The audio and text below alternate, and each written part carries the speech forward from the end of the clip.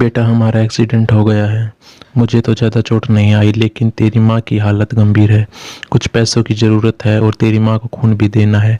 62 साल के माधव जी ने अपने बड़े बेटे से फ़ोन पर कहा, पापा, मैं बहुत व्यस्त हूँ।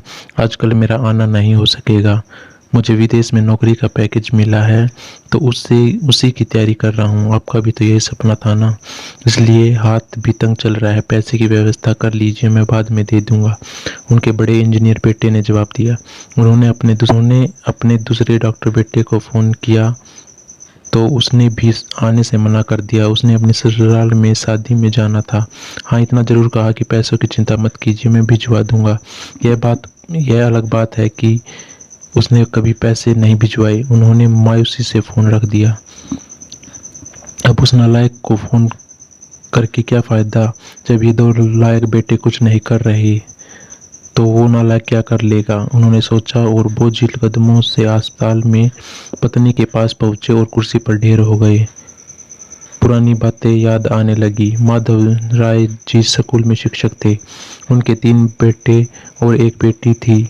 बड़ा इंजीनियर और मंझला डॉक्टर था। दोनों की शादी बड़े घराने में हुई थी और अपनी पत्नियों के साथ अलग अलग शहरों में रह रहे थे।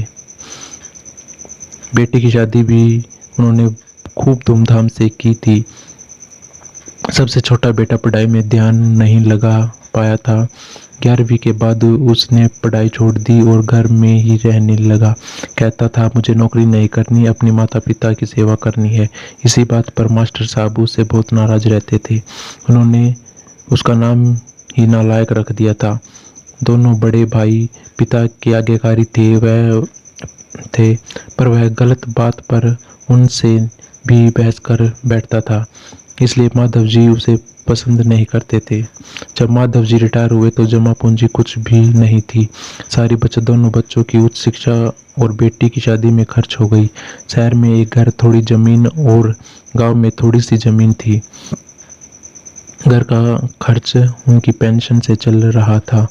माधव जी को जब लगा कि छोटा सुधरने वाला नहीं, तो उन्होंने बंटवारा कर दिया और उसके हिस्से की जमीन उसे देकर उसे गांव में ही रहने भेज दिया। हालांकि वह जाना नहीं चाहता था, पर पिता की जिद के आगे झुक गया और गांव में ही झोपड़ी बनाकर रहने लगा। जी सबसे अपने दोनों होनहार और लायक बेटों की बड़ाई किया करते।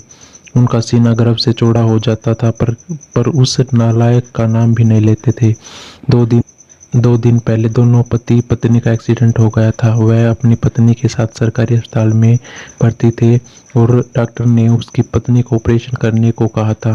पापा पापा सुनकर तंद्रा टूटी तो देखा सामने वह नालायक खड़ा था। उन्होंने गुस्से से मुंह फेर लिया, पर उसने पापा के पैर छुए और रोते हुए बोला, पापा, आपने इस नालायक को क्यों नहीं बताया? पर मैंने भी आप लोगों पर जासूस छोड़ रखे हैं। खबर मिलते ही भागा आया हूँ। पापा के विरोध के बावजूद उसने उसको एक बड़े अस्पताल में भर्ती करवाया, माँ का ऑपरेशन कराया और अपना खून दिया। दिन रात उसकी सेवा में लगा रहता कि एक दिन वह गायब हो गया। वह उसके बारे में फिर बुरा सोचने लगे थे कि तीसरे दिन वह वापस आ गया। महीने भर में ही माँ एकदम भली चंगी हो गई। वह अस्पताल से छुट्टी लेकर उन लोगों को घर ले आया। माधव जी के पूछने पर बता दिया कि खैराती अस्पताल था, पैसे न लगते हैं, घर में नौकरानी थी ही। वह उन लोगों को छोड़कर वापस गांव चला गया। धीरे धीरे सब कुछ सामान्य हो गया। एक दिन यूं ही उसके मन में आया कि वह उस नालायक की खबर ली जाए। दोनों जब गांव के खेत पर पहुंचे तो झोपड़ी में ताला देकर चौंके। उसके खेत में काम कर रहे आदमी से पूछा तो उन्होंने कहा, यह खेत अब मेरे हैं क्या?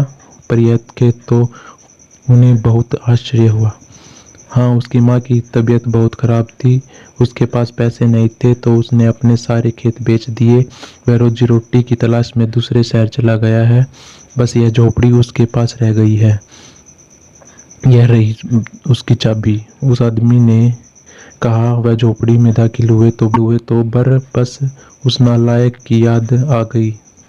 टेबल पर पड़ा लिफाफा खोलकर देखा तो उसमें रखा अस्पताल का 9 लाख का बिल उसके मुंह।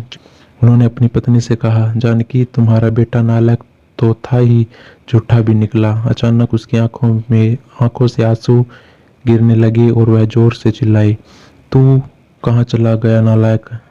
अपने पापा को छोड़कर एक बार वापस आ जा, फिर मैं तुम्हें कहीं नहीं जाने दूंगा।